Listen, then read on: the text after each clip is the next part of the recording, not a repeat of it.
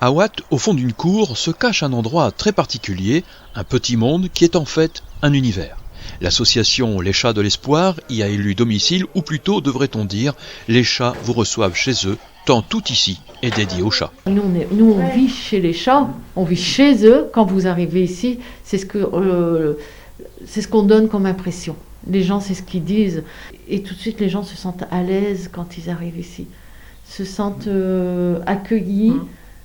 C'est les chats qui les accueillent déjà. En effet, dès votre entrée dans la maison, les chats viennent à votre rencontre en tentant de ne pas trop marquer leur intérêt, tout à la fois qu'ils sont curieux de vous voir de près.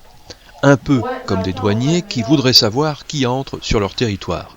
Les bénévoles de l'association s'activent à la propreté des lieux selon un protocole formel, par exemple ici, avec les bacs à litière.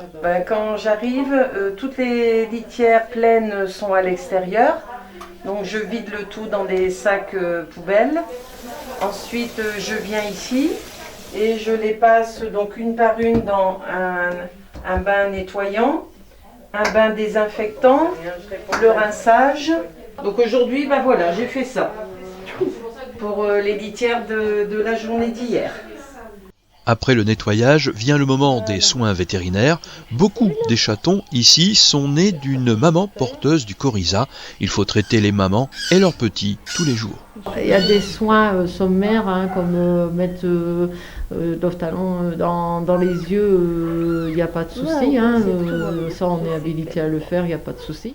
Aucun soin ici n'est fait sans l'accord avec un vétérinaire au préalable. Les chatons sont suivis de très près et pesés régulièrement pour contrôler leur bonne croissance. Alors, 2, 4, 6, 360. Après une matinée bien remplie pour les bénévoles comme pour les chats, ces derniers peuvent souffler un peu, c'est l'heure du jeu ou d'une première sieste en fratrie serrée. Le trapage de chats dits errants fait aussi partie des missions de l'association et cet après-midi, c'est une maman qui a déjà ses petits depuis quelques jours qu'il faut sauver ainsi que 2 membres adultes de la famille. On trappe malheureusement beaucoup de femelles pleines. On arrive à les faire tout de suite opérer pour ne pas avoir les bébés.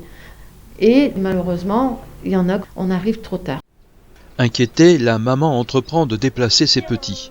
Une chasse aux chatons s'engage alors. Ne pas les retrouver, c'est les condamner. Un jeu de patience s'installe, la jeune maman nargue les trappeurs tandis que l'autre chat, méfiant, mais aussi attiré par un repas qui semble accessible.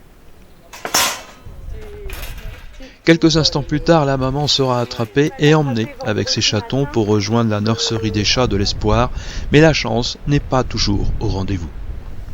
Capturés, les chats sont amenés à un vétérinaire qui va les ausculter et les stériliser pour être remis en liberté dans leur lieu de vie. Les chatons seront, eux, dorlotés par l'équipe de l'association. Le chaton arrive ici, il est ausculté par un vétérinaire, il est mis en quarantaine. Si elle se passe bien, le chaton est revu par le vétérinaire. Il est vacciné, primo-vaccin. Il est pucé. Et ensuite, il est remis en quarantaine, voir comment ça va se passer avec le vaccin.